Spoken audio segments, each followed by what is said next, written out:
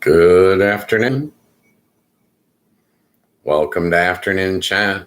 I'm your host, Ghost Mostly. How's everybody doing today?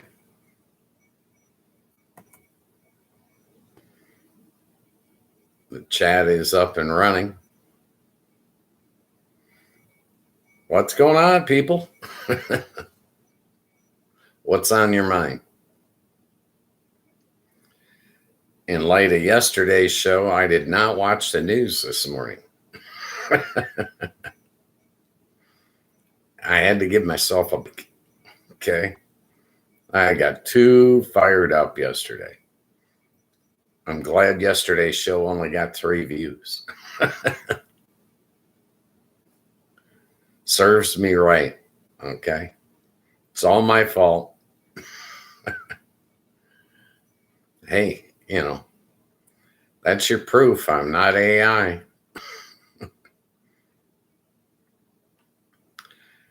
And I don't like what ICE is doing. That's all. That's what yesterday's show was all about. We got a constitution. I feel like they should follow it.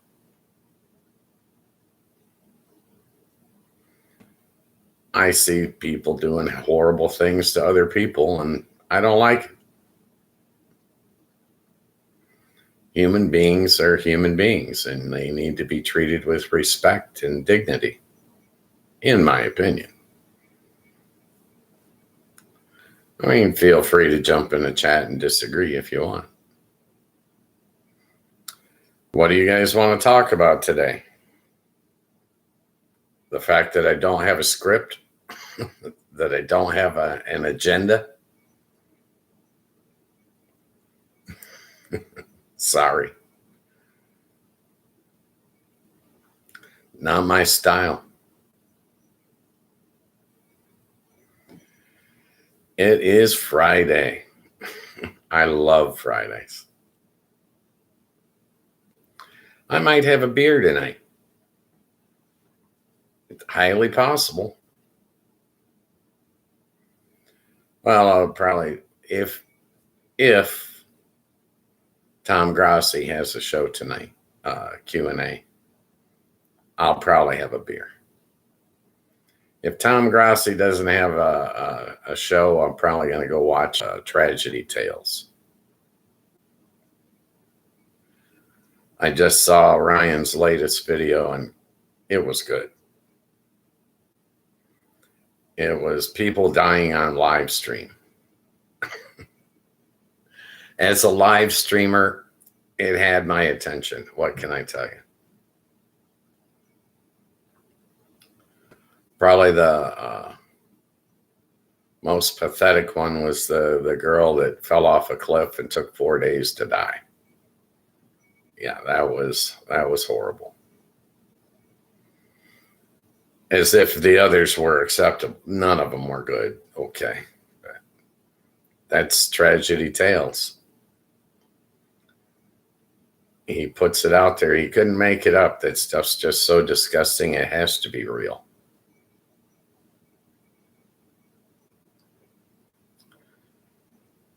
I have no real plans for the weekend. Saturday, I'm going to put out another playlist of videos.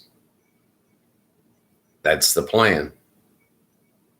I'm not saying it can't go wrong, but that's the plan. I know I don't plan very much. Well, that's what life is once you're retired. You just throw it on cruise control.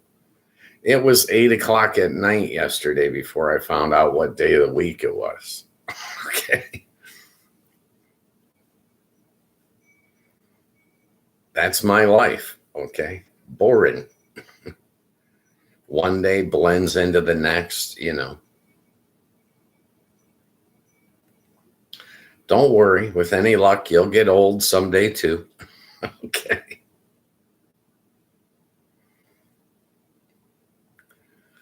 Yeah, I have no plans at all for the weekend, really. Watching a little football.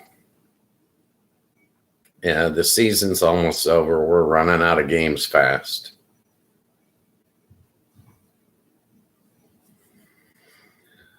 And I'm still waiting on the Lions to sign an offensive coordinator, and I was kind of hoping they'd get a defensive coordinator as well, but not going to hold my breath for that one.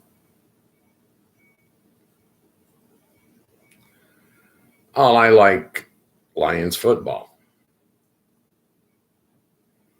And it means more to me than the rest of the NFL combined. Okay. Well, Crumbleina told me that Tubi was going to broadcast the Super Bowl. So I'll probably watch at least part of it on Tubi. And I'll probably do some on Mike Kimber's and probably some of it on Tom Crossey's. Get all three perspectives. As far as the Lions games, I prefer Mike Kimber. I do. I just identify with the guy.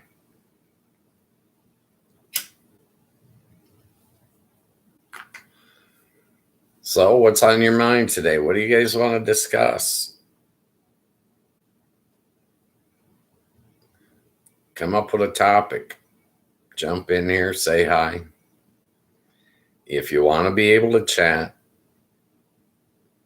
most people use their phone, an iPad, or a computer of some type.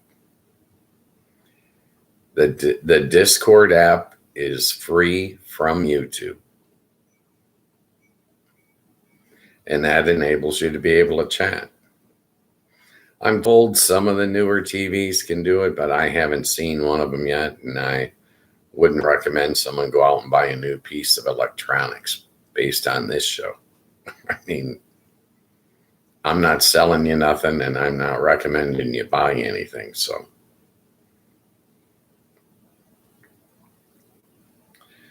this show is free Monday through Friday, 3 to 5 p.m. Eastern Standard Time. An inclusive channel where everyone is welcome.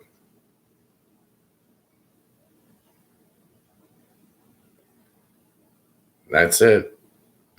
That's the whole spiel. There is no midstream ads, no sponsors, no commercials. I'm one of the few guys on TV that's not trying to tackle you and your wallet.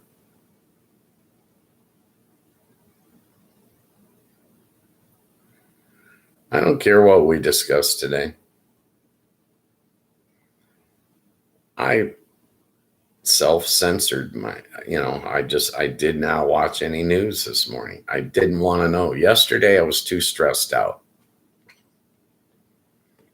I don't want other people to censor my information, but I don't mind if I censor it at all. Okay. I think that it helps you stay sane. You can't constantly be bombarded with all this negative crap. It's all negative. Nobody's telling you good news.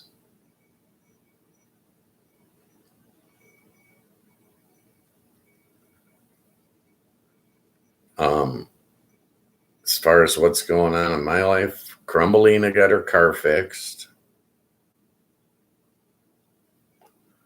That's a good thing because she was Jones and she's very, very active, always on the go.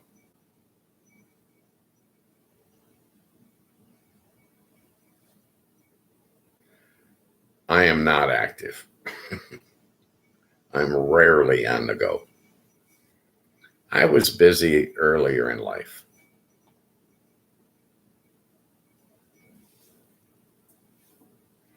Yeah, Spectrum's playing games again today. I can clearly see about a 10-second delay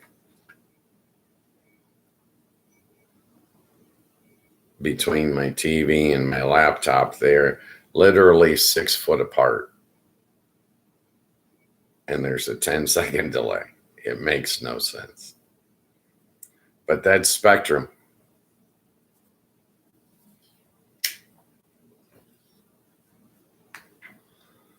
Oh, I don't want to berate them for 2 hours.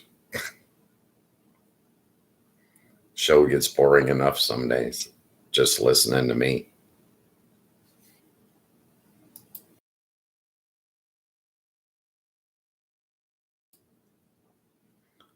So what do you guys got going on? Drinking, gambling, carrying on? None of the above for me.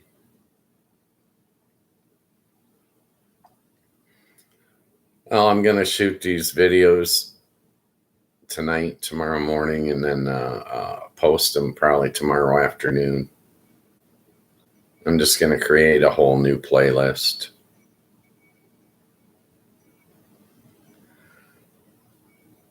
The way YouTube set it up, it's pretty easy to do, actually.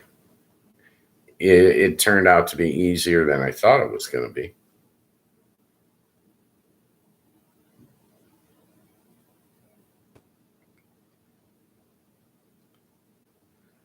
But I do need to keep adding more content if I want to get my subscribers and my viewing hours up. And I do need to get the channel monetized, eventually.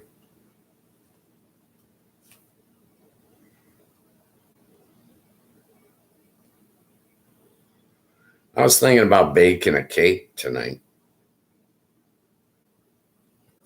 I got some like triple chocolate. I don't know what it is. It's a mix, Put in eggs, oil, and water and bake it for like 30 minutes and it's done. And I don't do the frosting or any of that crap. So if I put anything on the cake at all, it'd be whipped cream. And I'm out. So I'm not going to the store. It's 28 degrees. I'm in Southwest Michigan. It's 28 degrees and snowing. I don't want to go out there. I could if I wanted to. I can put on 17 layers of clothing, but no thanks.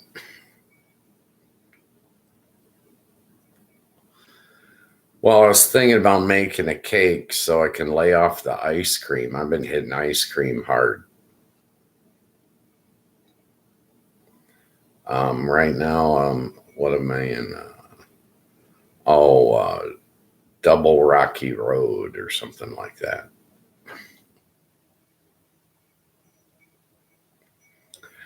I make the cake so I can lay off the ice cream. Just like I smoke pot so I can lay off the cigarettes. Don't do anything illegal. I'm not recommending you smoke anything. Here in Michigan, recreational marijuana is legal.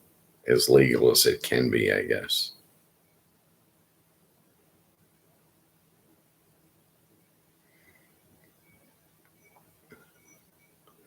I have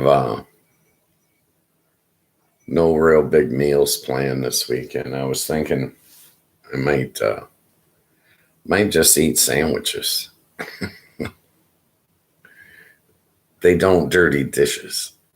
If you dirty dishes, you have to wash dishes. If I eat sandwiches, I don't have to do the dishes.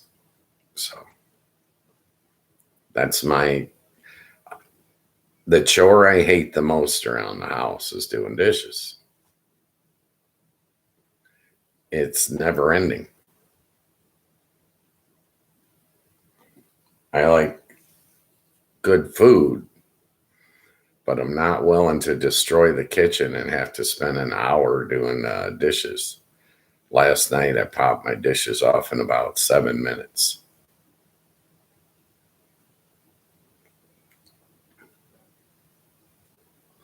I just had tacos last night. One pan, I've been on a vegetable kick lately. I might make a salad tonight.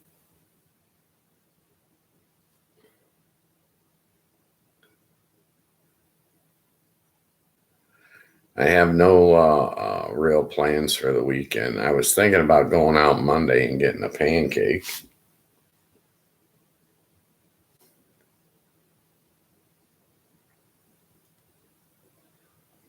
Well, I don't normally go out on Mondays, but the restaurant I hang out at has got 99-cent coffee.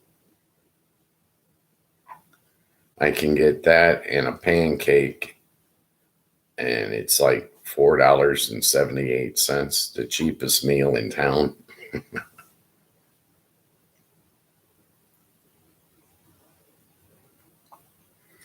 Well, it doubles up when you add the tip, but I think the average cost of breakfast now is like $15 a plate by the time you tip. Cost of living's getting outrageous. But I get tired of my own cooking.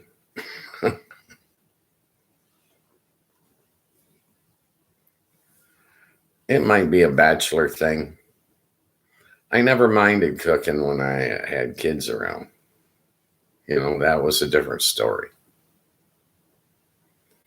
But without the little ones running around, I'm like, no, thank you.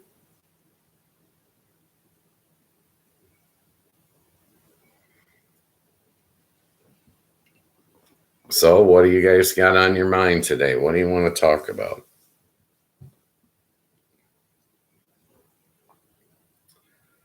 I started putting Crumbelina. Said that collagen would be good for our skin. So we ordered some. And I'm just dumping it in a little scoop of it in my coffee grounds every morning. And I've been doing it for about a week, and I think my skin's getting better. Don't get me wrong, I'm not getting young again. It's not like a fountain of youth. But what was a dry elbow is now not a dry elbow. And I'm like, oh, that's cool. And I didn't have to put lotion on or any of that crap.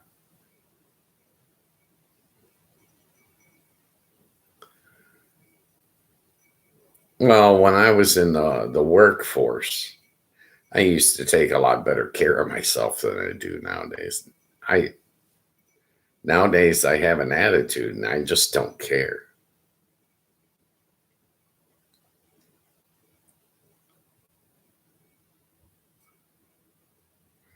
I used to wear cologne. I haven't worn cologne in years now. I used to get haircuts. Used to be clean shaven. Don't do any of that crap anymore. I touch up the beard a little bit. Maybe once a week or something like that. It gets kind of scraggly. I trim the mustache so it doesn't get in my mouth, but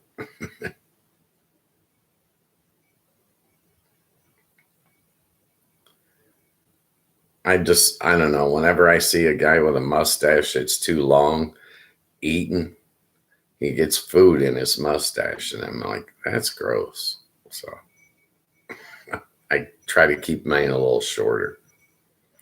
The beard I haven't trimmed yet. I like it. Crumbelina was hitting on me the other day, telling me that I should trim the gray off the bottom of it.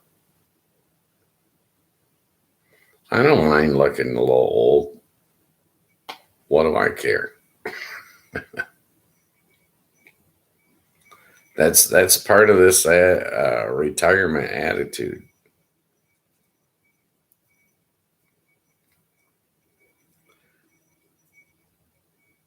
I still shower. Does that count as self-care? But I don't. As far as I'm concerned, it's just another chore.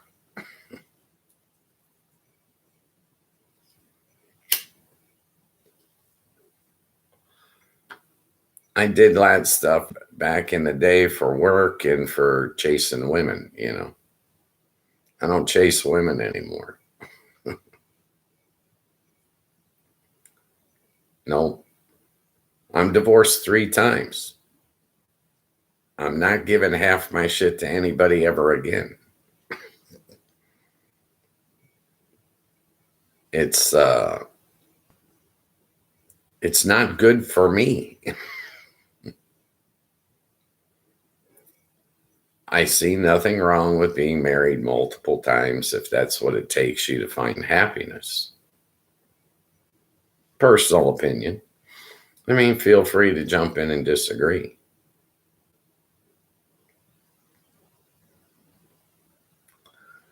But I don't know. I just don't look at marriage like I did when I was young. I spent most of my life married.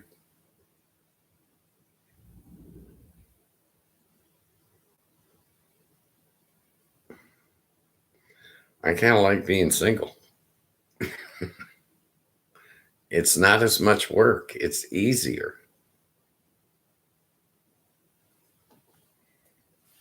I know. Some people think I am lazy. There's no doubt about it. Maybe I am. But I'm not in the workforce anymore. You know what I mean?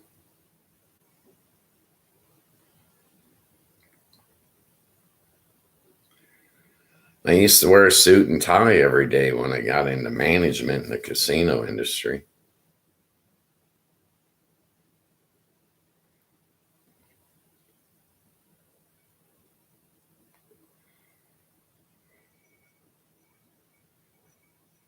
I got rid of all them suits, gave them away.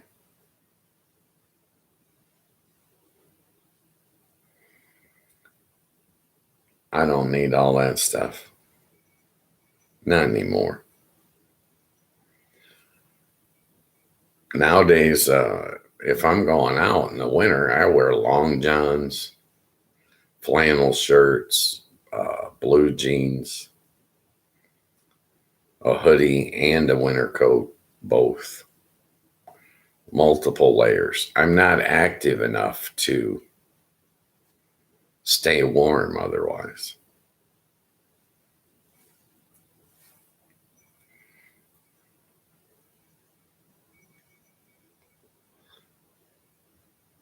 Yeah, I have a very quiet, slow paced life.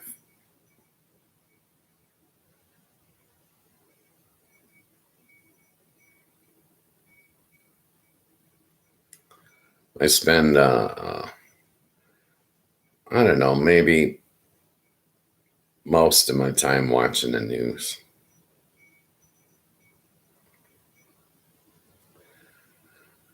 I do like a good comedy or a good movie, but I'm really tired of the movies. It's all shoot 'em up, you know. It's very boring to me.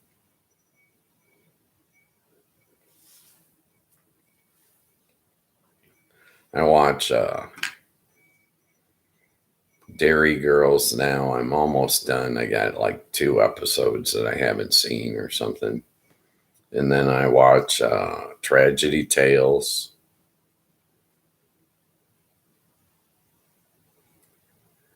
And a little bit of football. And football season's almost over.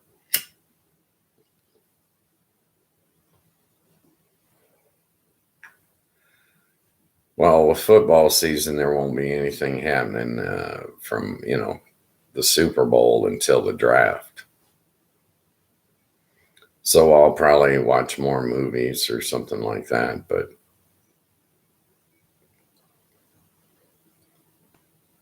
most of these movies really don't interest me.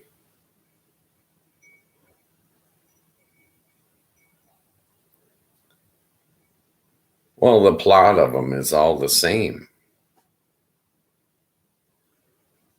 Somebody does the good guy wrong. They beat him down. He heals up, hunts them all down. It's all the same storyline.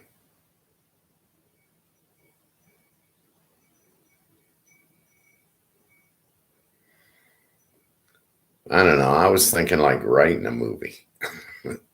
That might be a challenge. Could take me a while. Well, I'm not a journalist, really.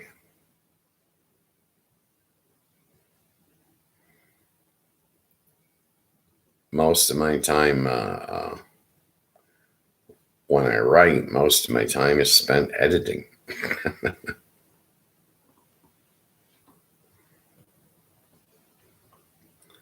Some of the things about writing that I didn't like was that I see an author explain the story that he's telling in 10 different ways. And I'm like, one way should be sufficient. If it's explained, it's explained, right? To me.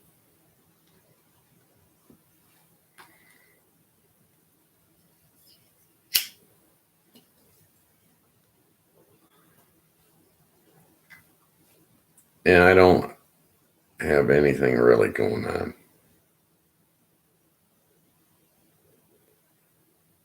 I shot one of the videos I've already shot. I got to shoot, I don't know, 4, maybe 5 more. We'll see how it goes. I'm not going to do any more shorts. I got plenty of those. I did 5.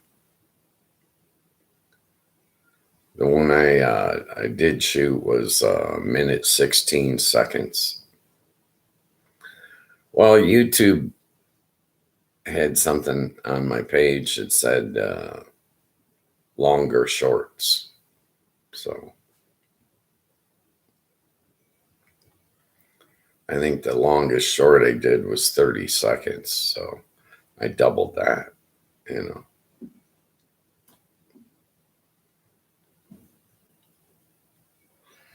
I'm really not low energy today. I'm just kind of bored.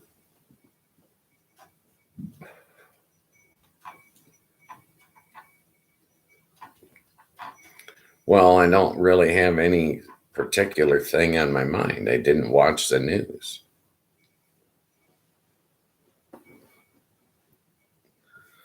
I thought about it, but I didn't. Well, I wasn't happy with yesterday's show, you know. Personal preference. That's all I'm talking about.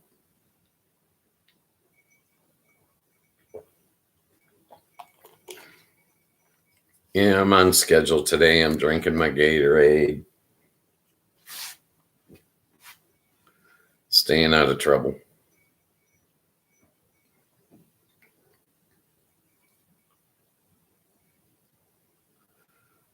I probably, seriously, I probably won't go out of the house all weekend.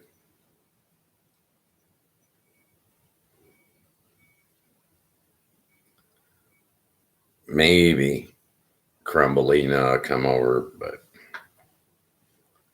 maybe not, you know. She got her car fixed, so she's running around town. She's always helping people. It's what she does.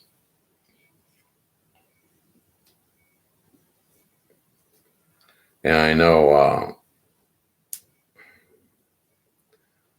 4 different women right now that are fighting breast cancer. Yeah.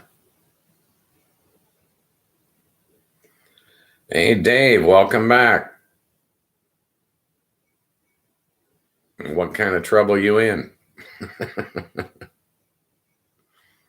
Somebody knock you up?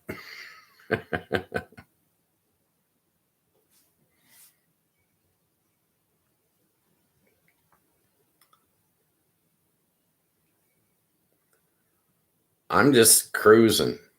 It's on autopilot today, you know. But I do know quite a few people with or women with breast cancer, and you know, it's just a horrific disease. They're just having real trouble with it.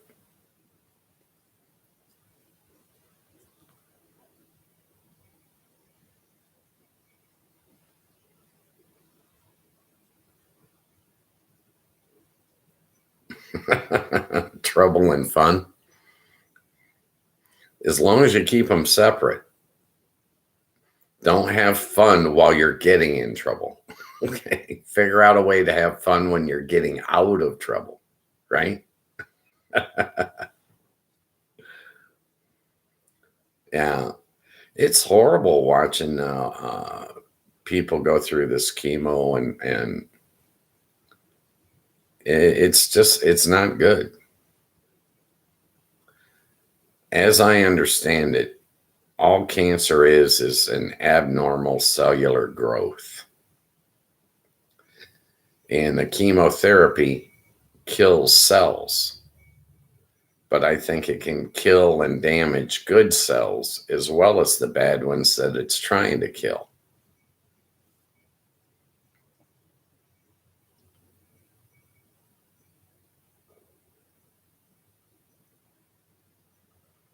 I've got an ex-wife that's got brain cancer, and she's terminal.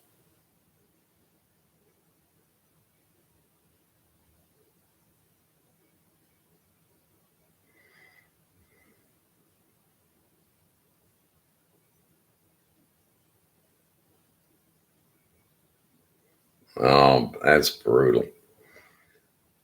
Well, when you got cancer, the first thing they do is tell you you're going to become a pincushion. They're putting crap in and testing and taking crap out, and it's all, the whole process is brutal.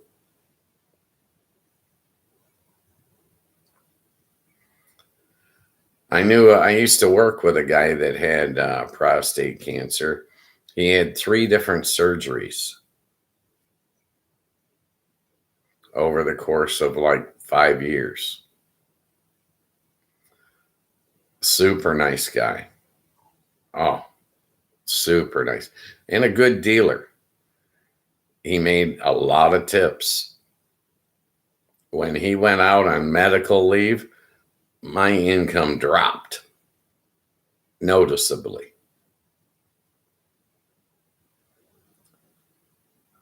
When you're a table games dealer, the tip income is the main thing. It's like being a waitress. Your tip income is everything. Your hourly wage is minuscule.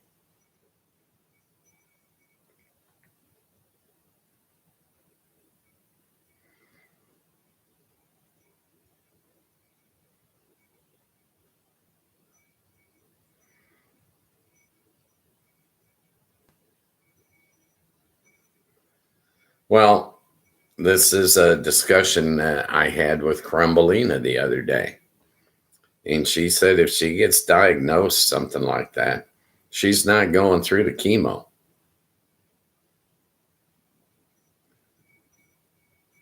It's, to her, in her opinion, it's like torture.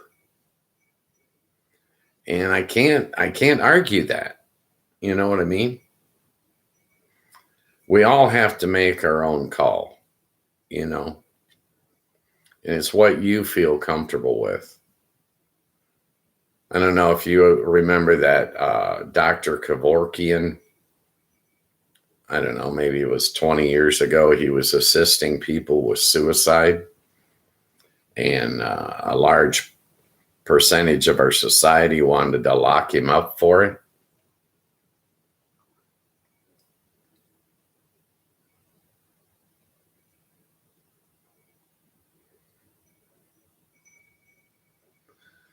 I think at some point you've got to focus on quality of life. None of us is guaranteed quantity of life. So I think that you got to focus on what you can deal with, and I'd rather go on a vacation and have a good time than go through a surgery. Personal opinion, you know what I mean? Both are going to cost you money. I just, My point is you can't pick and choose for someone else. You can't tell them, oh, you have to do this. It's not your call to make. Each individual's got to make that call. And while I don't want anyone to commit suicide, I can still be pro-suicide and allow someone to die with dignity, like with that Dr. Kevorkian.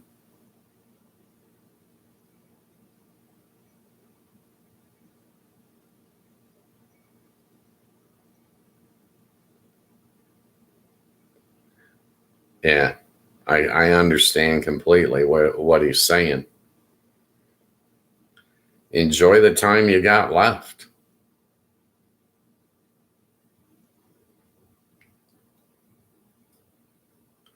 The thing that, jumps to my mind is, you've also got to counsel all your friends and relatives as you go through this.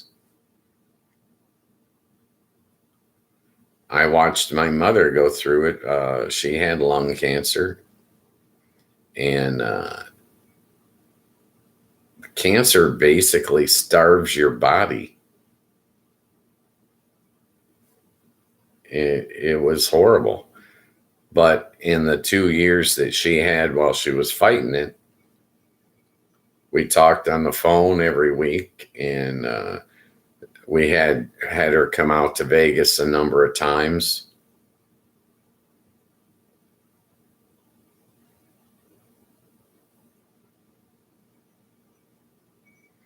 Yeah, I agree with you, Dave. But you can't, just because you want to fight, you can't force someone else to. You know what I mean? A lot of guys get cancer and they can fight it and get it to go into remission and end up getting a lot more time. And more power to them,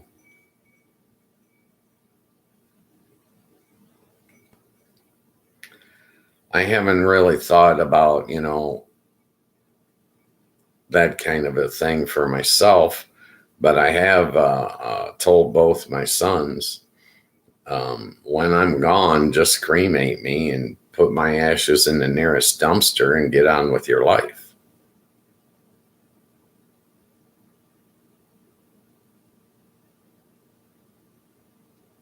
I want them to have quality of life. I don't want them to have to go through a long, drawn out grieving process.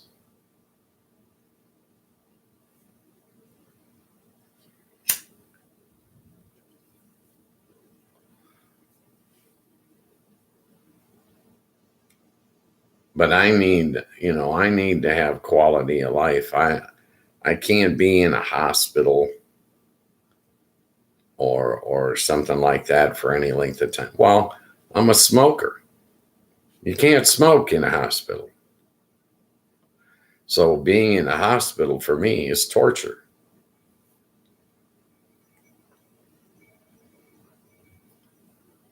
When I had my leg surgery after my accident, I came to in the hospital and I called my sons and I said, you got to get me out of here. And then I opened up my wallet and I bribed my way out the door.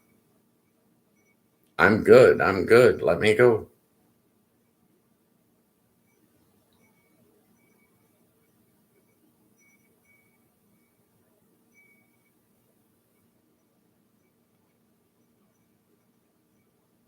Sierra is your wife?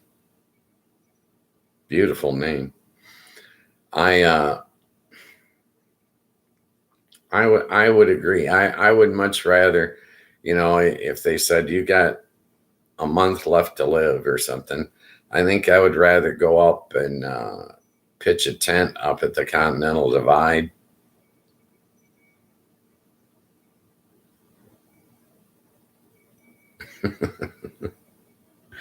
I appreciate your sense of humor, Dave.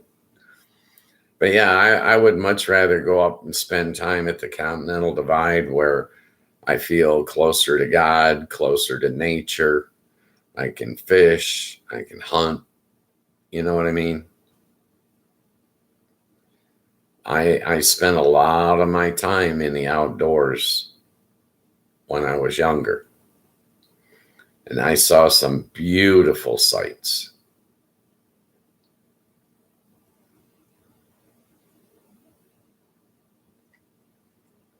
I remember one morning I was up in the Weminuche wilderness of Colorado, southwest Colorado. And I was on a fishing trip with a bunch of other people, relatives, you know. I got up early in the morning and I hiked up to a place called Divide Lakes. It was two twin lakes sitting atop of like a crater. And there was no wind. One lone mallard flying across, quacking. I didn't even put a line in the water. I just laid down on the shoreline. I just laid there and just stared at it. It was all so gorgeous. The tops of the lakes looked like mirrors reflecting down, and so peaceful, so relaxing, so gorgeous. I'll never forget that, you know. And if I know I got limited time, I'd rather be in that kind of environment. See something that brings me inner peace and inner joy.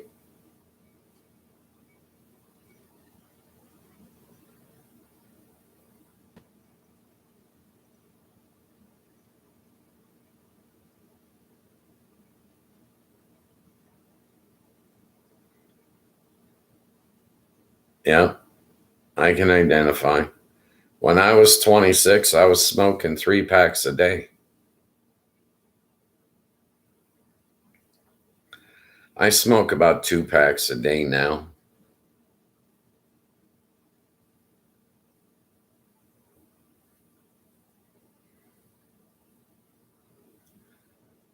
I spent a lot of time in semis in my day too.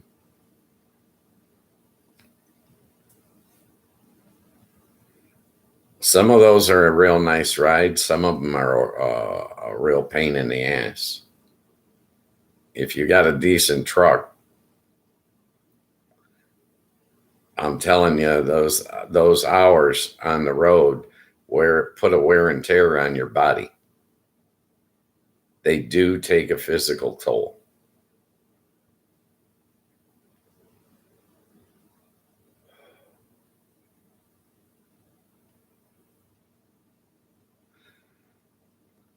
There are a lot of things in life that you can't change, and you do have to just accept. And you can't let them stress you out, because stress is killing people all over the planet. And if you internalize too much, it'll cause you physical ailments, just the stress itself.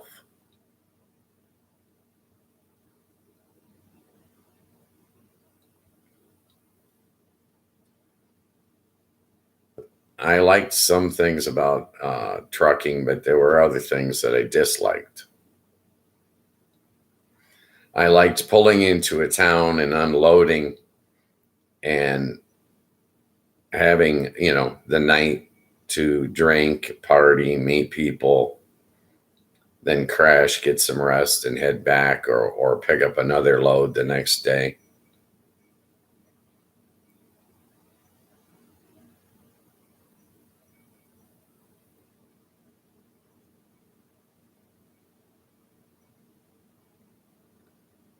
The people I met, I spent 5 years hitchhiking around the country when I was young, not nowadays. Okay. I left home early and I did basically a square around the country. Sometimes I'd just get pissed off and I'd walk across the highway to the other ramp and turn around and go the other direction. But I got picked up by a lot of truckers back in the day. Spent a lot of time in semis. And Peterbilt's a good name.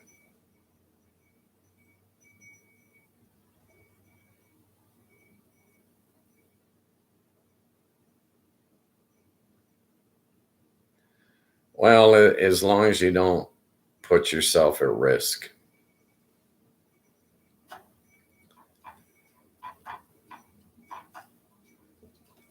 I liked the sleepers. I liked not having to pay for a hotel room. And I liked being able to park and stay wherever I wanted. You know what I mean?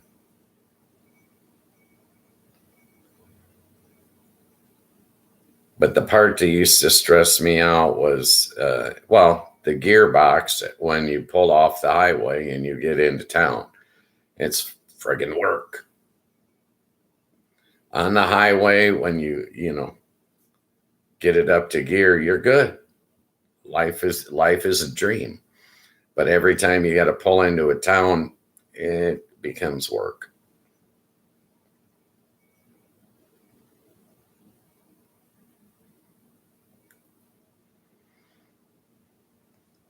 I heard that UPS has been they're paying their big truck drivers I think $45 an hour is the starting wage. And I'm like, that's not enough. That was their latest contract, UPS. $45 an hour.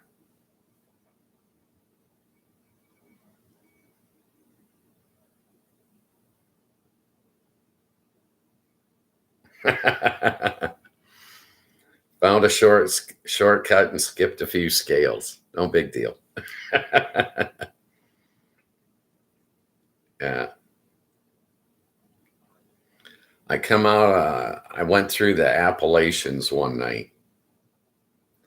I'm riding with a guy and he was pulling off somewhere. I don't remember. I think it was just north of Atlanta. And there was signs on the exit ramp that said 15 mile an hour max. And underneath it said, "We're not kidding." We go up a little further, and sure enough, there's a semi jackknifed. What a mess.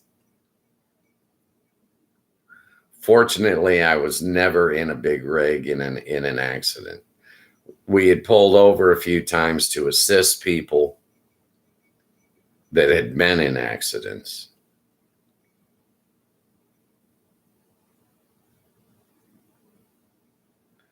But most truck drivers I knew were very, very safe and also courteous.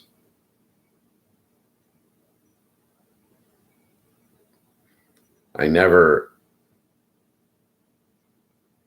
forget the view, the unobstructed view you have of the road ahead from sitting up in a semi. I love that. I wish I could get that in a car, you know?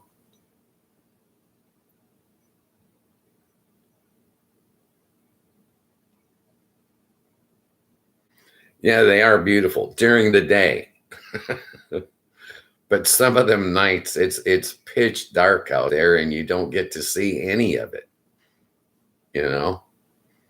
But yeah, I went through the Appalachians at night and I'm like, I prefer to do this during the day. It's much more beautiful. I spent an enormous amount of time on 80 and an enormous amount of time on 40. That they were the high traffic lanes, you know. North and south, I would take smaller roads, right? No, well, I liked one Pacific Coast Highway a lot. I liked one so much I'd find a spot and say, "Drop me off here." I'd stay for a couple of weeks. I spent 3 months living in Leo Carrillo State Park. Oh, it's gorgeous, just gorgeous. And the further north you get, the prettier it gets.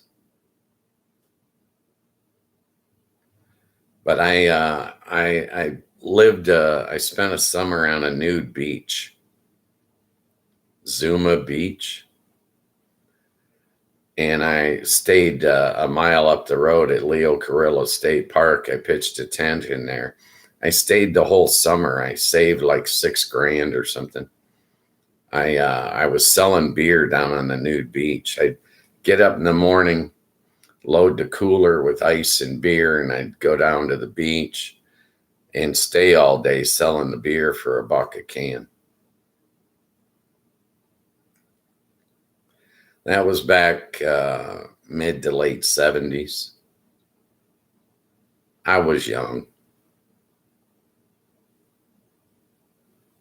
I loved it. I used to love traveling. I used to, I'd pull into a town and a lot of times I'd help unload, get some cash from the driver, and I'd end up finding a job, staying in that town for 2 weeks. And then I'd leave, move on.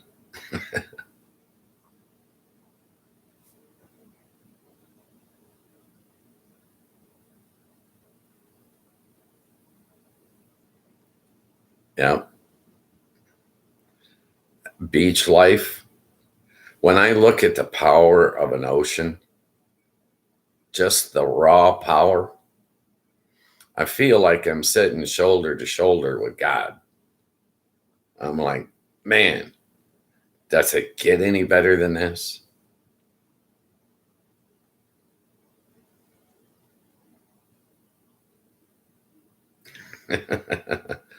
Well, them girls ain't bad no matter where you go, brother.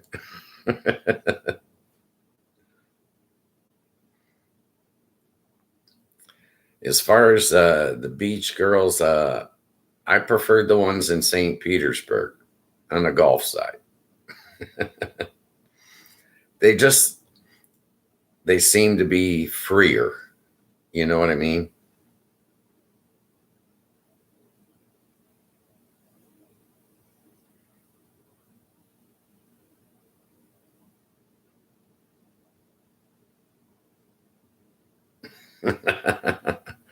Aren't everybody so? All right, Baz Mandy. Mandy, how you doing? Missed you, girl.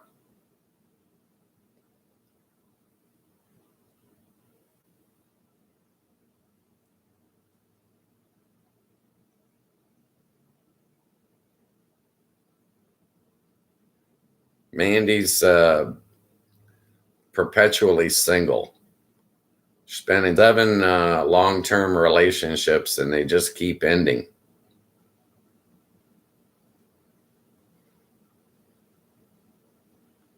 Dave is married, happily married.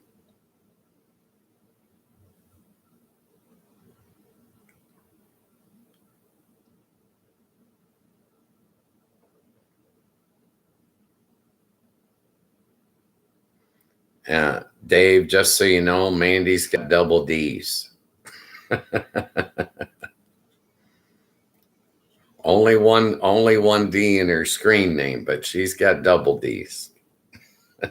I'm just saying. That's right. Guys don't forget that shit.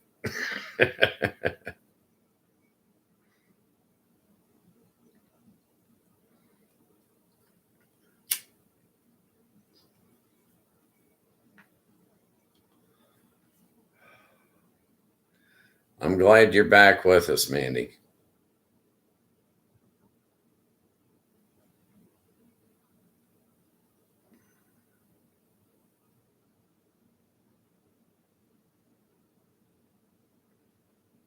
Beauty's in the eye of the beholder, brother.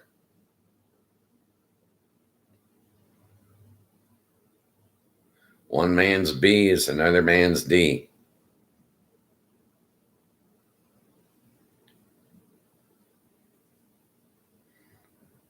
Nice to see you out and about.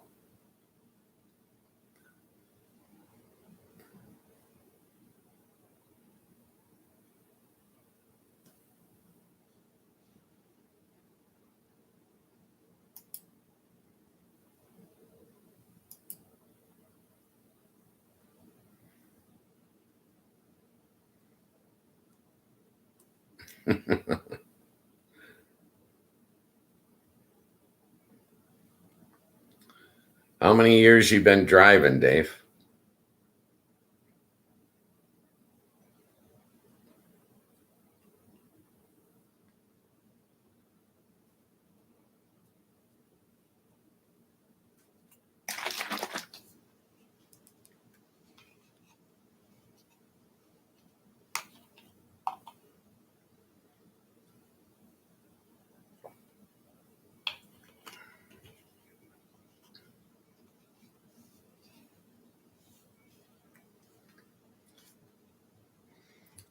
There used to be a Pilot truck stop. Where was it? Cheyenne, Wyoming. I dated 3 different waitresses that worked there over the course of 5 years.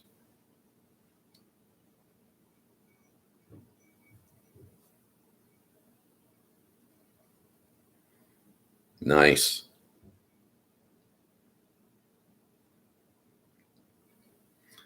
I can tell you some truck driver stories, brother. The best one happened in Vegas. A truck driver pulled in. He was an independent. He came out, sat down at a blackjack table, bought in for $7,000. Didn't leave the table for 36 hours. He won 875 grand.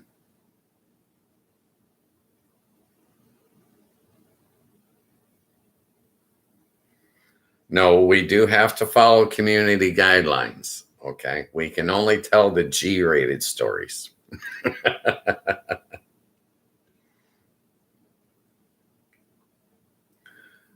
And the community guidelines, we don't want to get kicked off.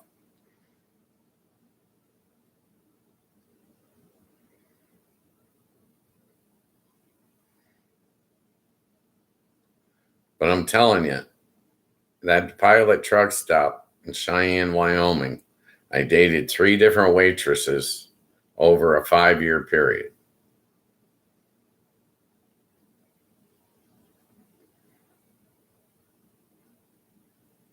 That was one of the benefits of being on 80. I could stop there.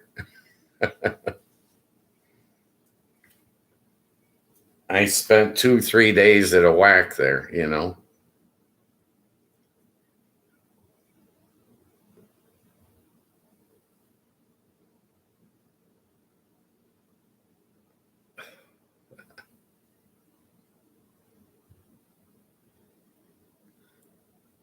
I worked for tips for many, many years in Vegas. A lot of years. I probably did, I don't know, 20 years working for tips, and then another 13 in management.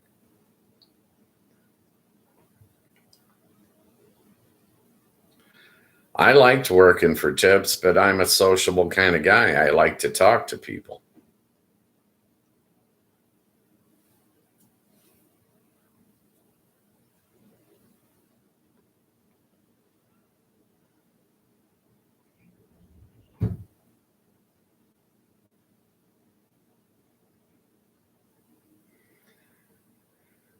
It is pricey nowadays. In Vegas's heyday, it was dirt cheap and really nice. Nowadays, it's really nice, but it's a long way from dirt cheap. A breakfast buffet in Vegas can run you $30 right now, between 30 and 50. When I was in Vegas, you could get a breakfast buffet for $7. Go in there and sit and eat for 2 hours. A huge difference, my friend.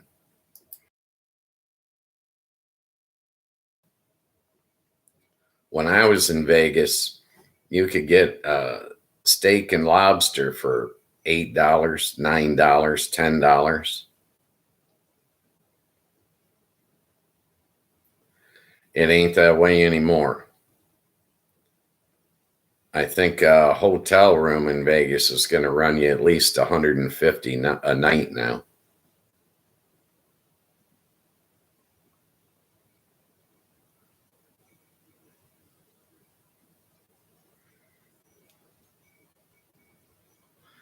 Well, that same buffet for dinner is going to run you probably $75, maybe 100. Show tickets somewhere between 150 and 200. A mixed drink and a strip probably set you back 20. A beer, they'll probably soak you $9, $10.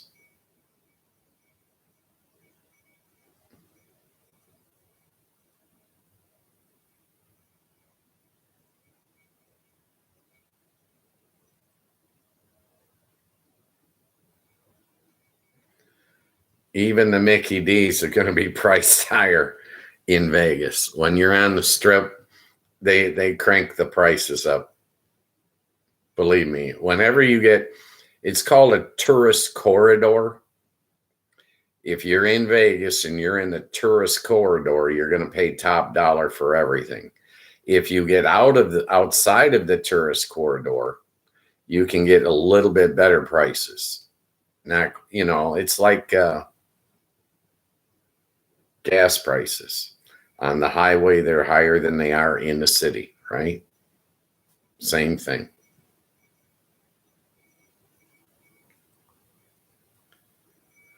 But yeah, both my kids are still in Vegas, and they're telling me that it's just getting outrageous.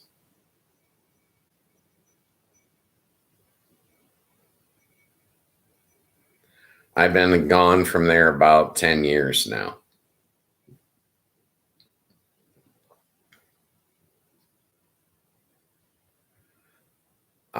It was a great place for me, but I don't think I'd recommend it nowadays.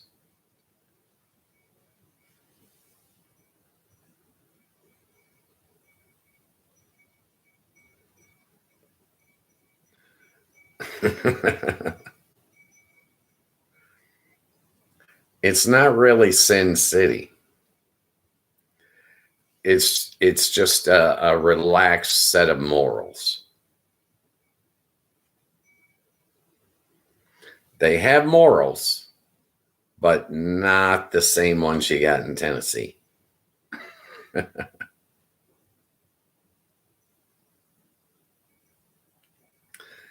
Tennessee is a nice state, though. You got some beautiful, beautiful country there. And the rivers in Tennessee, fish in the rivers in Tennessee is awesome.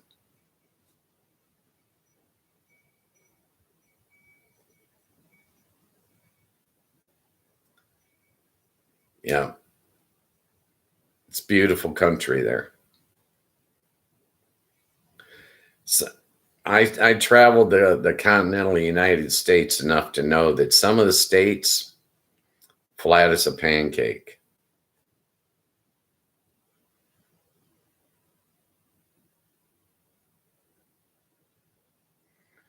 But the Smoky Mountain area, oh my God, that is so beautiful.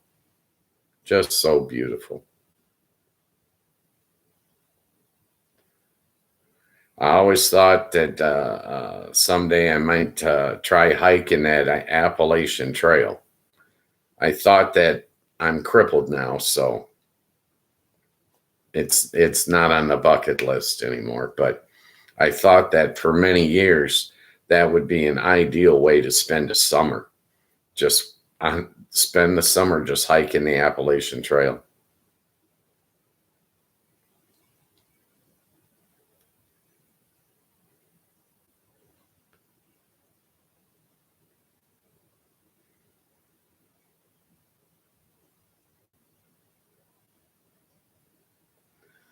Yeah, they can be pesky. The key to dealing with bears is you got to be louder.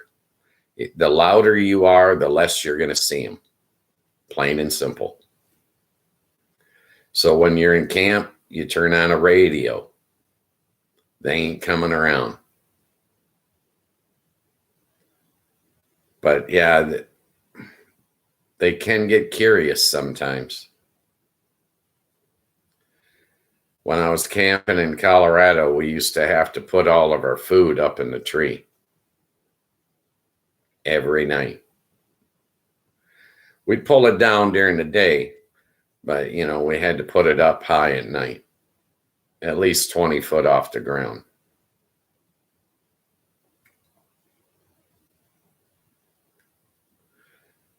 But yeah, the trash that you get in the campgrounds nowadays is a mess. It attracts those animals.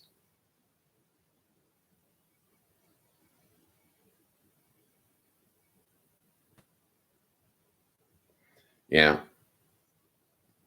Well, you got to be safe. And even a small bear is going to weigh 300 pounds. I mean, in a full grown black bear, you're talking 500-600 pound range. And they're faster than you think.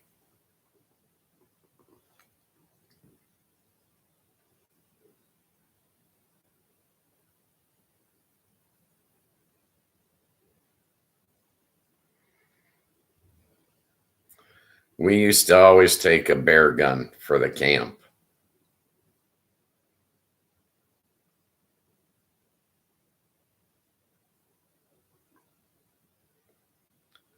Let me tell you something about women. They can shoot guns efficiently. I heard a stat years ago that a woman that had never been trained in firearms, if she gets scared and she picks up a gun, her first shot, 95% deadly accurate. Her first shot, 95% deadly for a woman that's never been trained. Now you train one how to shoot a gun, and how good do you think she's going to be?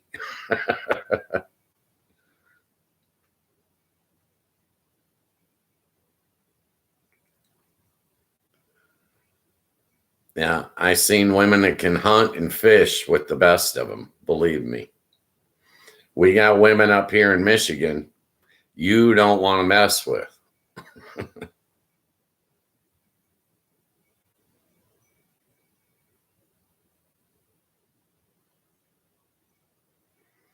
Exactly. Their daddies teach them. No shit. I only had boys. I didn't have girls. But if I'd have had girls, I'd have taught them. Believe me. Yeah. I raised boys.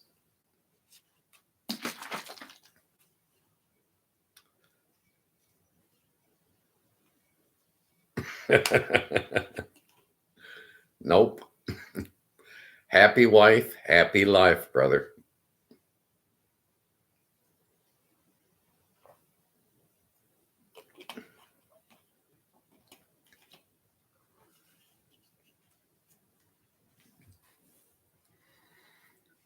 No, women in Michigan are extremely capable hunting, fishing, tracking.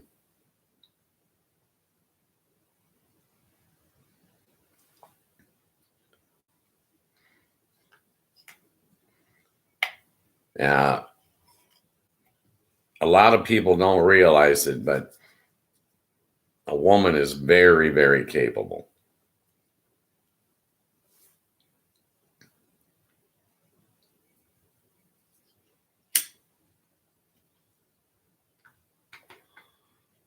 Well, my friend Crumbelina, if I need to move my couch, I wait till Crumbelina's coming over. I ain't gonna move it by myself.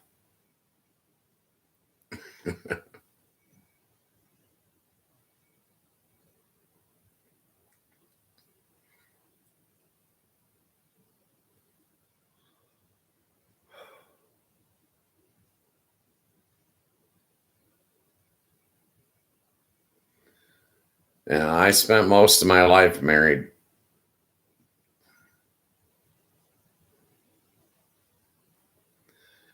which was a good thing for me, raising kids and such. I needed that. It kind of tamed me. I was a little bit of a wild child.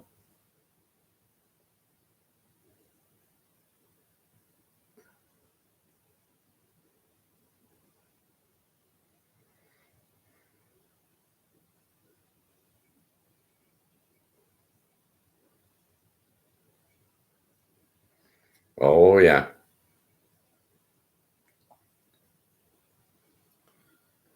I'll tell you what, I was in Durango, Colorado when I was like 13. Spent a summer on a working ranch down there. I'm out in the middle of a pasture working on some irrigation one day, and a neighbor girl come riding up on a horse.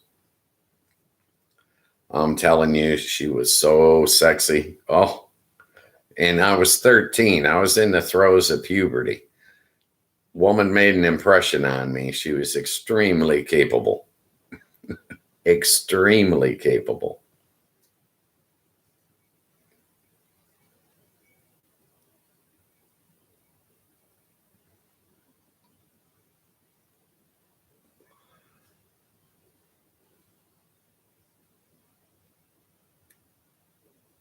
I think it's a gross generalization that women are not capable of doing things.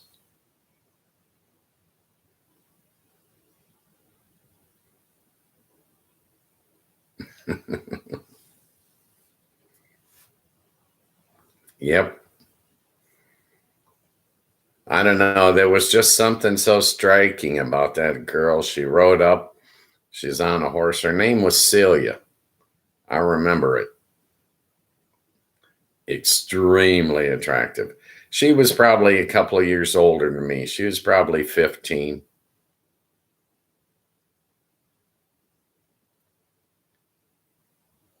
She was wearing blue jeans with a halter top and a cowboy hat. I was mesmerized. I was like, they got nice girls in Colorado.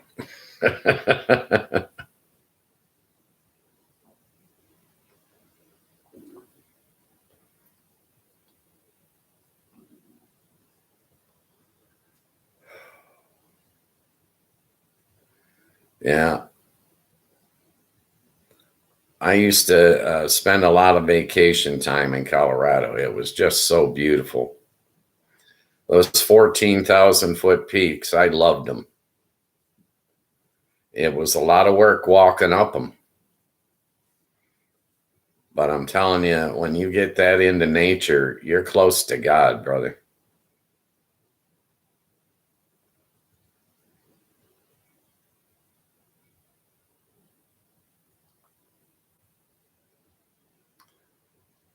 Smaller mountains are nice too, but those 14,000-foot peaks are for real.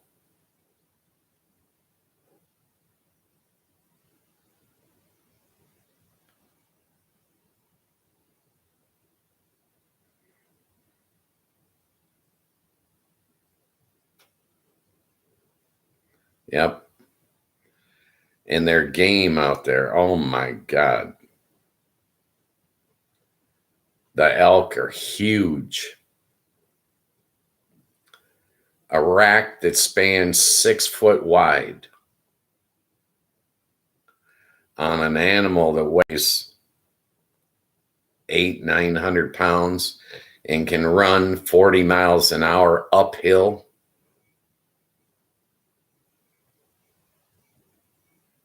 Yeah, I would agree. Throw Utah in there as well. Utah's beautiful.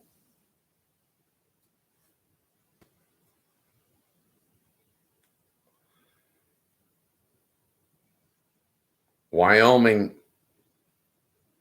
there's not much population there. There's not many people there. I mean, to me, back in my day.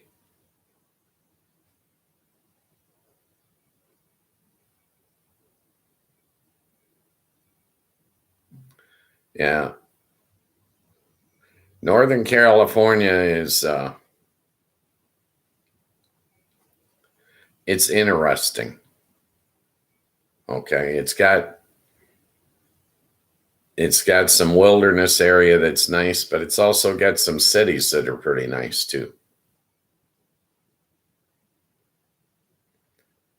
And if you get over to the coastline, Monterey, San Francisco area, it's gorgeous.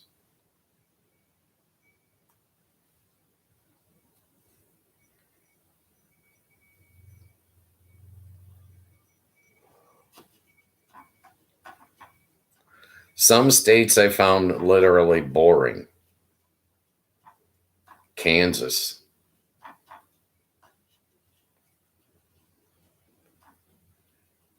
It's too flat. Yeah.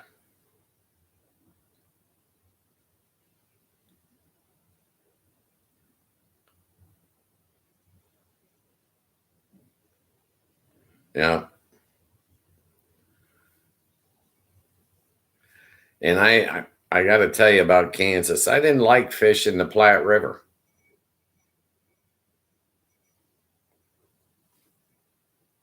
It didn't seem to have that many fish to me. And they weren't of great size, the ones that I caught. Colorado got trout, big trout. Their river fish are sport fish.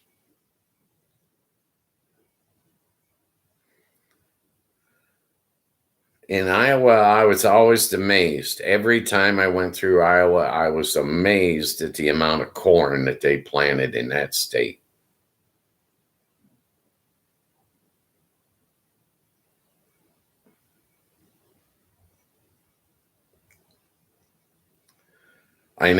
I'm like, who the hell's eating all this corn? You know, mile after mile after mile of corn. I'm like, Jesus Christ, how can they plant this year after year after year?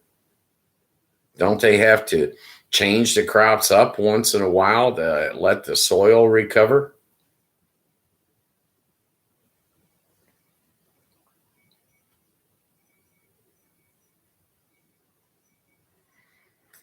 Catfish, the best catfish I got was Louisiana, brother. Big monsters. I mean, huge. You know how fish stories are, but I'm telling you, 20, 25-inch catfish. Just monsters.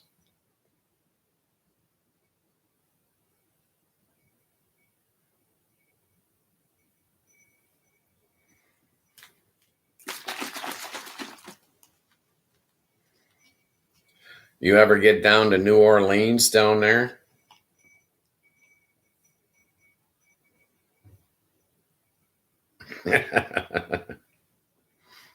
So goes the fishing saga.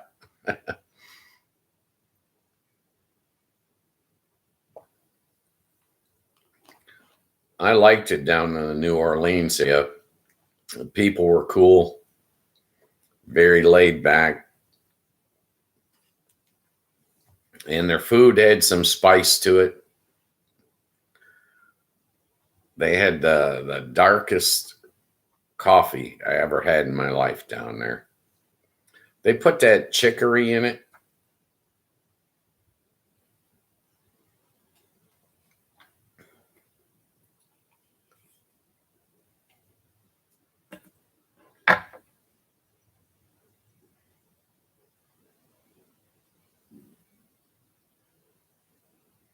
Yep.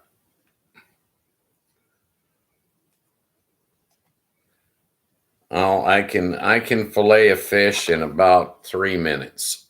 Okay. Don't take no time at all. It's like skinning a rabbit. It just next thing you know, you're done. Put it on the fire. Let's go. I loved eating trout. Got a lot of trout out of northern Nevada. Oh, beautiful fish. They clean and fillet so fast.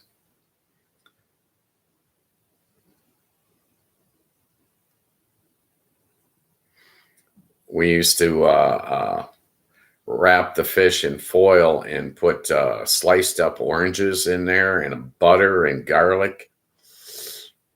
My mouth's watering just thinking about it. You get up here to Michigan, I'll take you bass fishing, brother. We got some bass up here, some lake perch. Lake perch is a sweet, sweet meat. I'm telling you.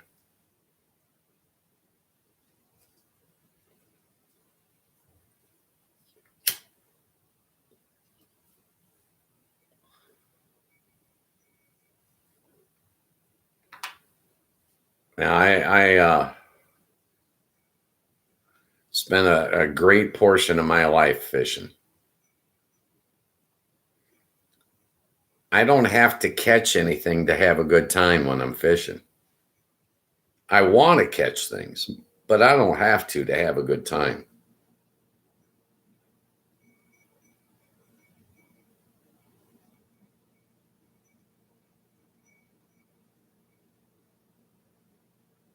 Michigan is some of the best fishing. We got more lakes than anybody else. I'm telling you. When I first left Michigan as a young man, I couldn't believe that you guys didn't have a lake in every town. I was like, what the hell? Where I'm from, we must have 20 lakes in this town. I ain't lying. And they're all good fishing. Perch, bluegill, bass, catfish.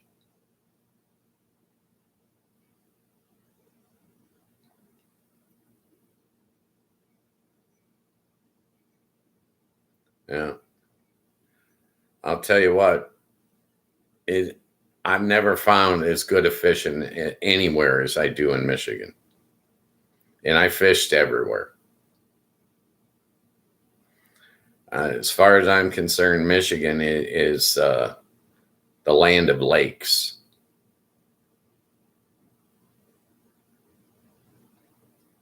I'm in Southwest Michigan, and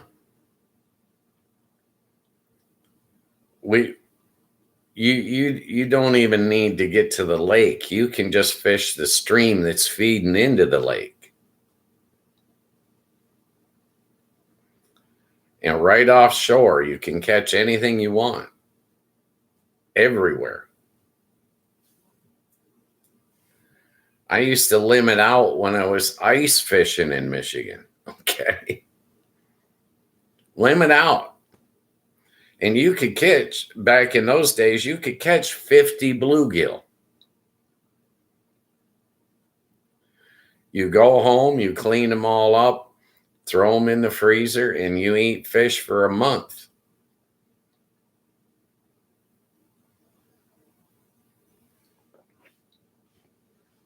And the deer up here, we got a lot of deer if you like to hunt, brother. Oh, a lot of whitetail.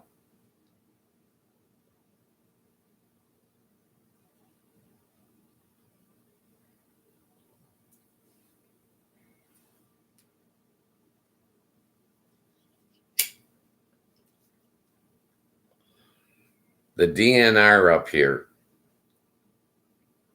they learned their lesson. We lost pheasant. We used to have pheasant here. They screwed that up and they said, never again. So now they take care of the deer population. They take care of the fish. The deer, they bring in helicopters full of hay and drop them in when we have real heavy snow so that they don't starve to death.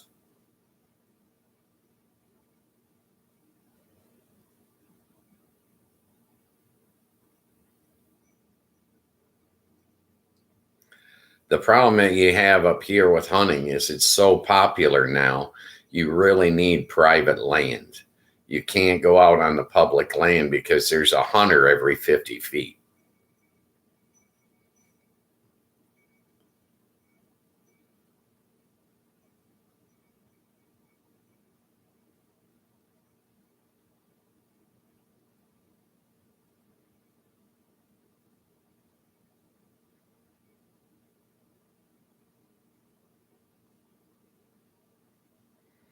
Yeah. Well, look at the cost. The cost of roast beef right now, it's through the roof. And you can go get a in-state deer license, and you're gonna, by the time you, even if you have it processed, by the time you get it done, you're only paying $2 a pound. You trying to get a cow, holy shit, they want an arm and a leg. I'm paying $9 a pound for ground beef right now. Seriously.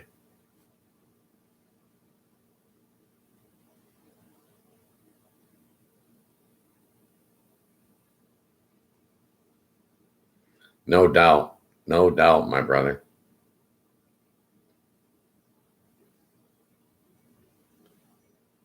I finished 2025. This is a true story. I finished 2025 after Christmas. I went a little over budget. I had $21 left to my name. Seriously.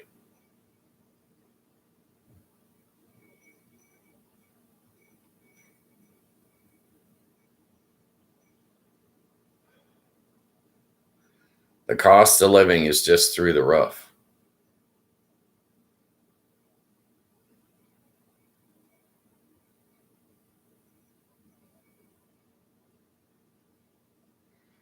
Yeah. But that's why so many people are hunting now. You take even a small deer up here, and you're going to get 100 to 150 pounds of meat.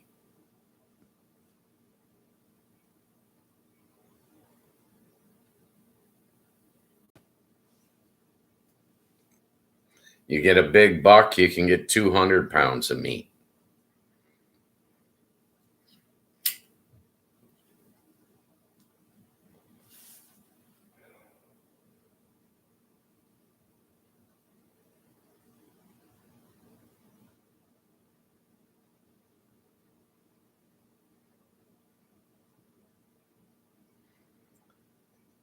And I enjoy bass fishing. If you ever get up here and you get a bass, oh man, they're just wonderful. They get up on top of the water and they tail walk, trying to spit that hook out.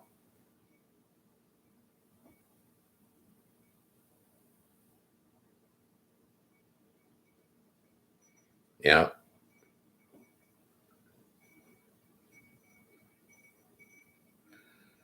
We got a store up here.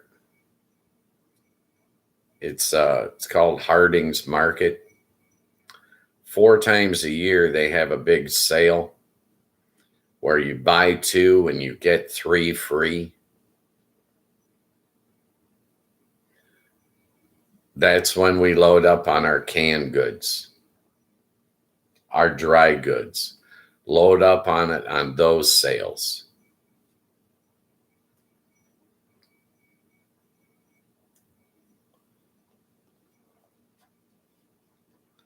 But you got to have room to store all that crap too. I'm living in an apartment now and I don't have a whole bunch of storage.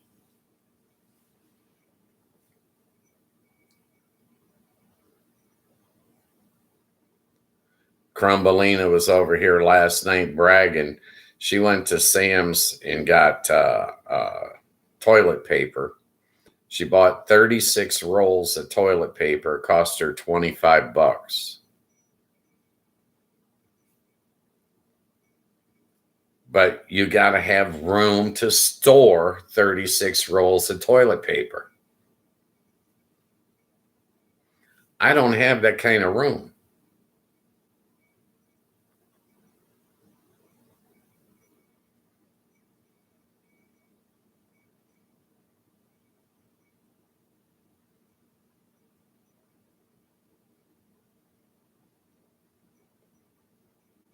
Yep. There's good deals that can be had, but you got to be able to store the dry goods. I'm in a 1-bedroom apartment in a senior complex, right? Crumbelina's got a 2-bedroom. She lives alone, and she has a storage unit. She can store that stuff.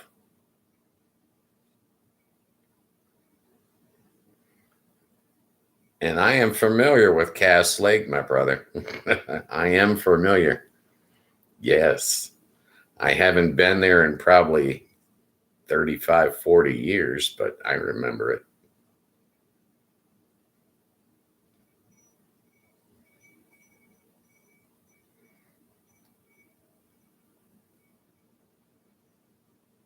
Yeah. The problem is you got to have storage for everything. And I just don't.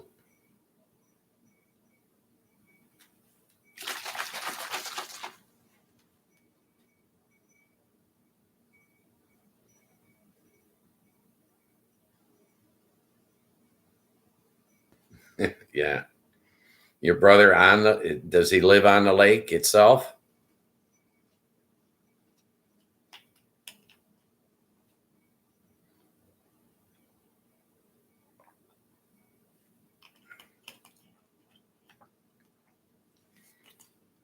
I was of a mind that Michigan should dig a channel from Lake Erie to Lake Michigan and make all of Michigan an island. Okay.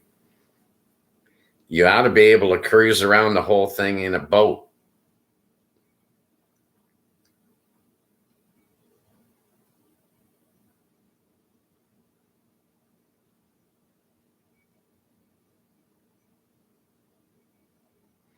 Yeah, I gotcha. There's something about fishing. It just, I don't know, it gives me an inner peace. It forces me to just take a breath and relax and unwind. I think it's a combination of the sunlight and a light breeze and maybe the smell of the lake.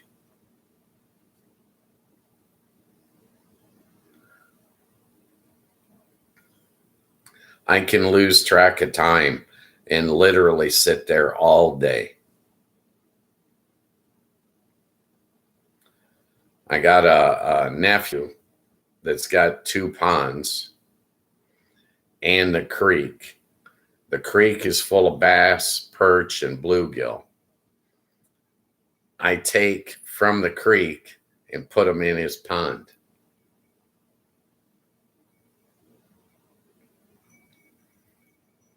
I like the fact that my nephew can go out and catch the same bass that I caught. It entertains me. It warms my heart.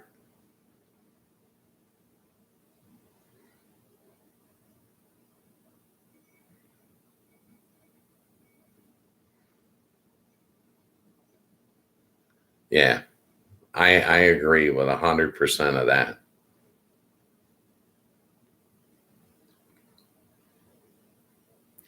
Even when I don't catch fish, I have a good time when I'm fishing. As absurd as that sounds, it's just the truth. I feel a inner peace. It like washes me and I'm like cleansed. I'm like, okay, now I can go back and deal with all the bullshit, you know?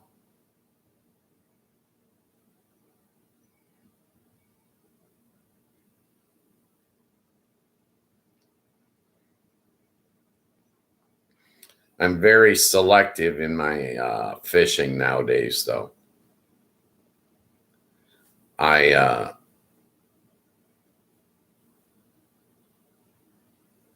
I don't want to make the task easy on myself. I want to make it harder. So I stopped using live bait. I only use lures. Some I make myself. Others are store bought, but I don't use a bobber anymore. I need to feel the strike on my finger and set the hook. That's my moment of joy. Does that make any sense?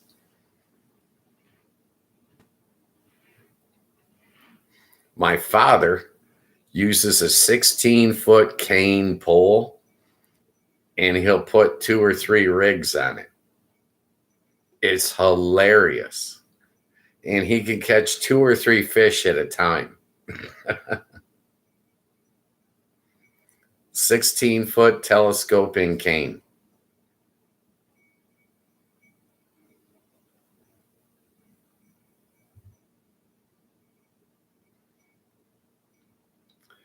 Making your own lures it's a challenge. What will they hit? Right?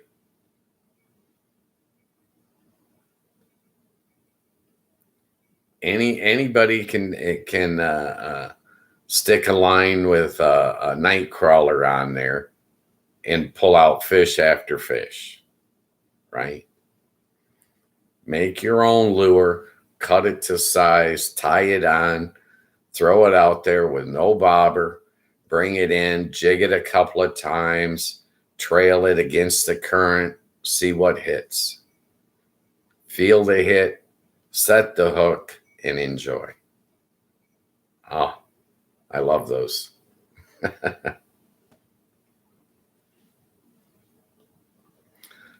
One of the reasons I quit hunting is because I lost my vision.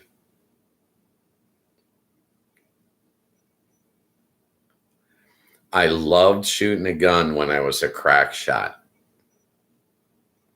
when I was better than everyone else. Now that I'm just an average shot, it just doesn't interest me like it used to. It's not as fun as it used to be. I used to be able to spend hours just at target practice. I don't have the patience for it anymore because my shot strays.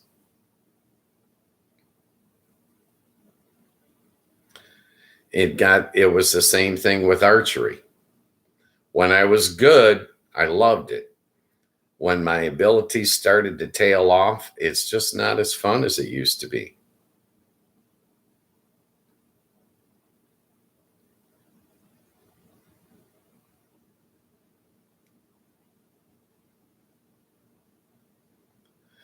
I can shoot.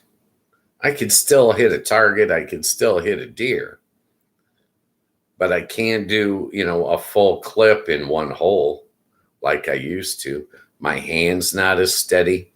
My eyesight isn't as good. It's not as much fun when you're not as good as you used to be. Same thing with shooting pool. I used to shoot pool and I was awesome. When the vision went, even with glasses, I'm not as good a shot as I used to be. So I stopped playing pool. It's not as much fun. When I started playing pool, I could cut a ball at a 90-degree angle.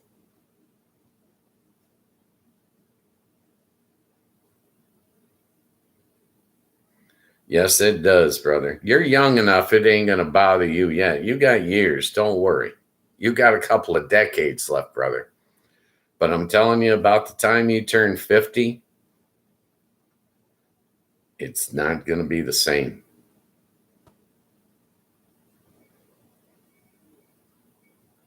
At least it wasn't for me.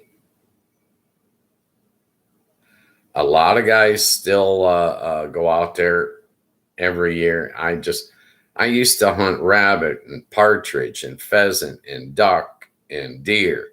I was always out there.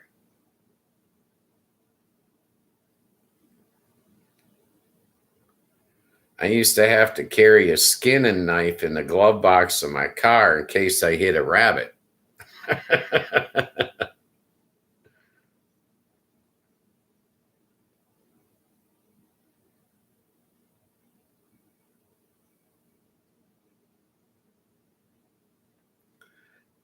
Old guys do know a lot of tricks, a lot of shortcuts too. You'll get there soon enough, brother. The important thing is get the quality of life now while you can. Enjoy shooting while you're a good shot. Enjoy fishing while you can. I almost moved to a different apartment complex last year. I would have moved, but they had a waiting list. But it was right on a lake, and I knew that there were perch in that lake, and I'm like, I'd never have to buy groceries again. Buy a fishing license, it's like $26 a year. Go out there and unlimited food supply.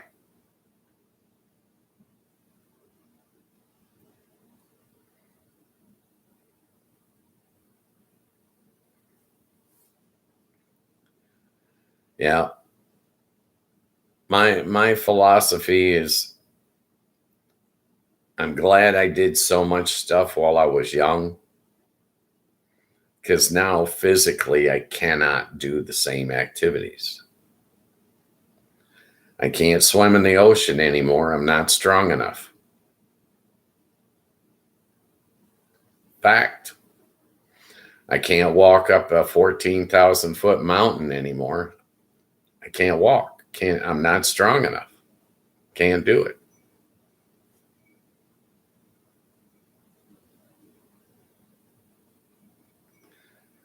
You got to deal with what you got left. You know what I mean?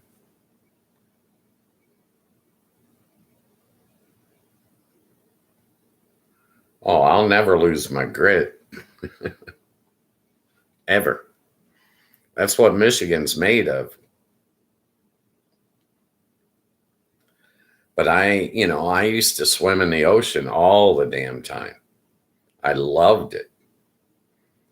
But I know right now, if I were to get out there and catch one of those rip currents, I'd die. I've been smoking for 60 years. I'm not strong enough to swim out of it anymore. I used to, I'm a quarter of a mile out. I got to start, heading towards shore now. Right? I can't do that nowadays. I wouldn't make it. Well, it's the same thing as taking a deer and being 5 miles from the truck. I can't do that. I can't carry that deer for 5 miles.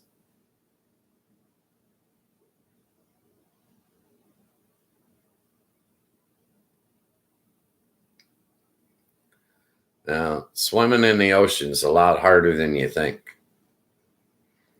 It's all fine and good until it goes bad. And when it goes bad, you're up shit creek without a paddle. Plain and simple. In 5 minutes time, a rip current in the ocean can take you a mile away.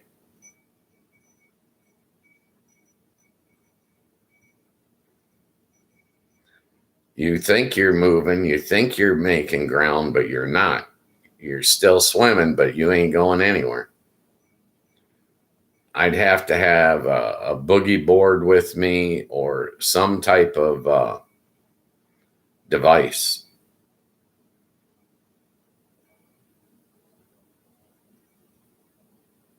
Oh, I'm not trying to put myself down at all. I'm just realistic. You got to know your limits. You know what I mean? You can't get in over your head when you can't tread water.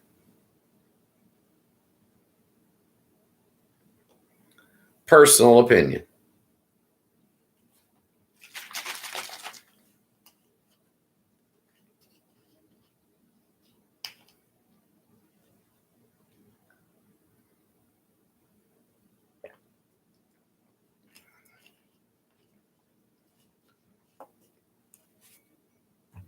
When you got to go out again? When's your next run?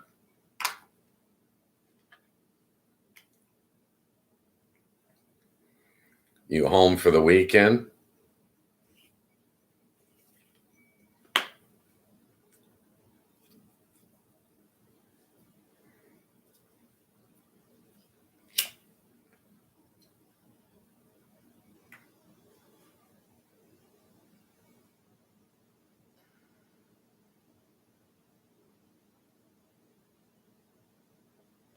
Hmm. Buddy of mine back in the day used to repo planes. If if you've got a flat top,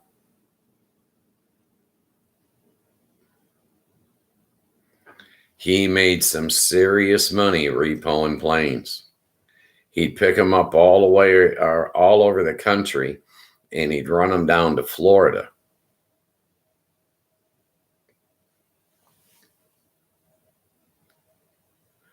He was making bank repoing planes. They're banged up, they're broken up. You gotta have some way to lift them up on top of the truck, and then you just tie them down.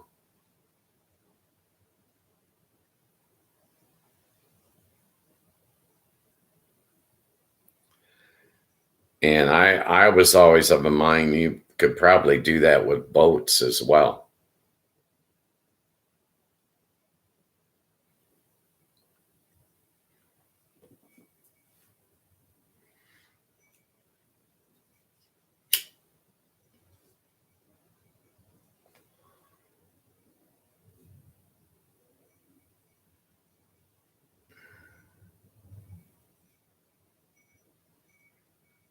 Nice.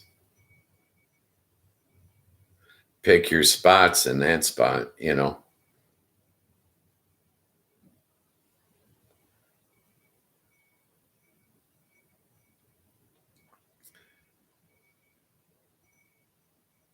Being an owner operator gives you a certain amount of freedom.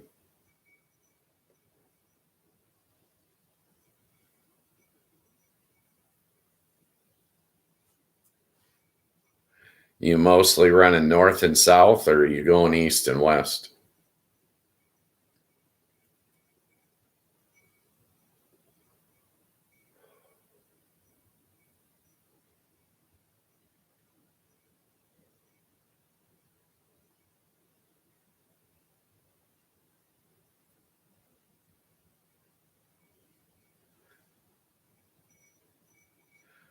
I used to like,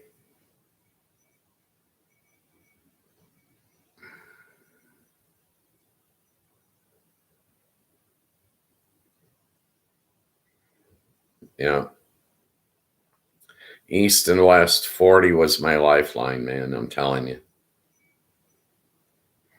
It's heavier traffic nowadays.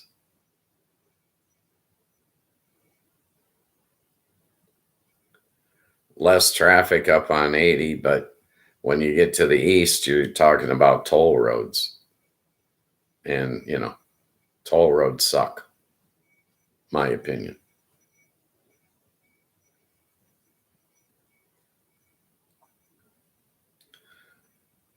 Back in the day, long hauls were the big money. That's where you made your living. Short ones, short runs were nothing.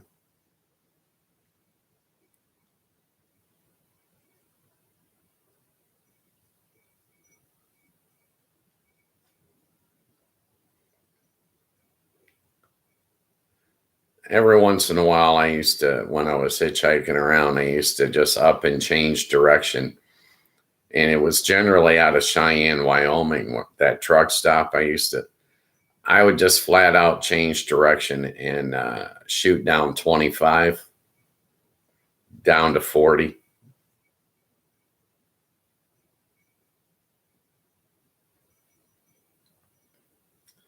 That stretch in Wyoming on 80 is pretty desolate.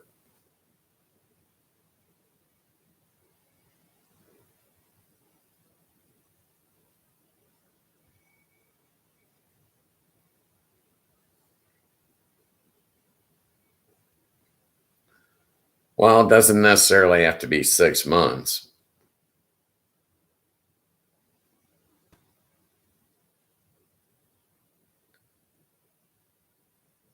That could be hard on your marriage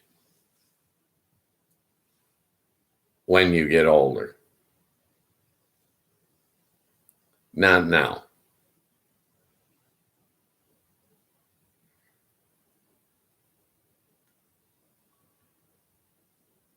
Oh, shoot.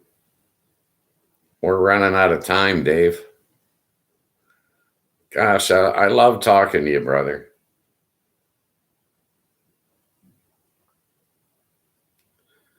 You and Mandy, stars of the show today.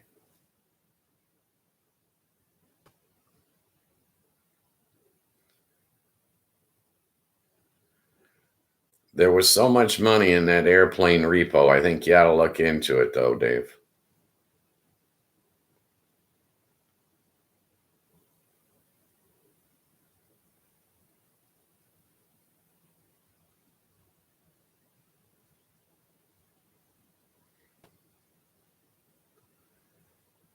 I appreciate you. Afternoon chat, Monday through Friday, 3 to 5 p.m. Eastern Standard Time. An open chat room.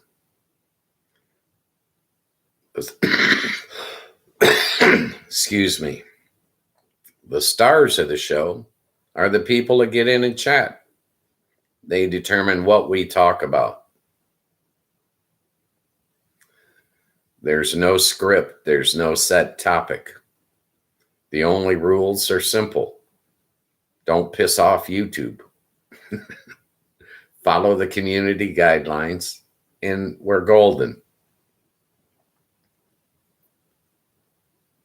I appreciate everyone that's chatted. I appreciate everyone that's viewed. YouTube does want me to ask you to like and subscribe. It will help the channel. It is free. It won't cost you any money. This is a 100% free show and always will be. I'm the host, Ghost Mostly. I created this show so I can meet and talk to people from all over the world. I'm never going to sell you anything. You'll find no midstream ads, no sponsors, no commercials of any kind. I'm not running for political office. I'm not trying to become an online influencer. And I'm not coming out with a line of merch. 100% free. And loving it. Loving life.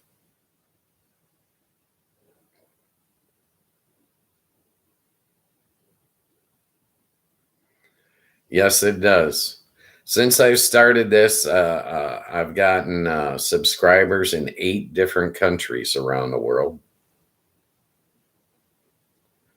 It warms my heart. My years I spent in Vegas, I met a lot of people, and they were all nice. It's my belief that the good guys outnumber the bad guys on this planet by a lot. I believe that we outnumber the bad guys by 10 to 1. My personal philosophy is if you always show kindness to everyone all of the time, you're going to like the end result. I believe all that kindness, all that niceness comes back to you tenfold.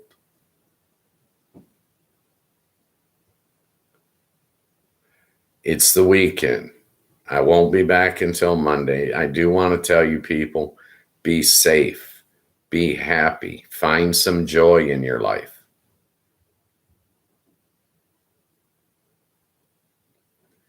It's necessary.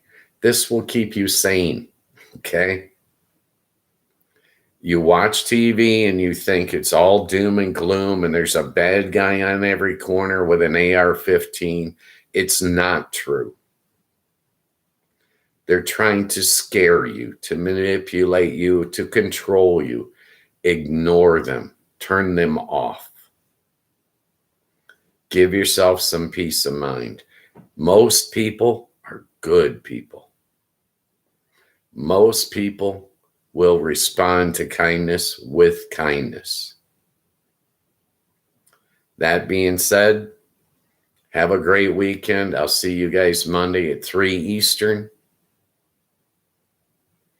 Have a good weekend. Bye.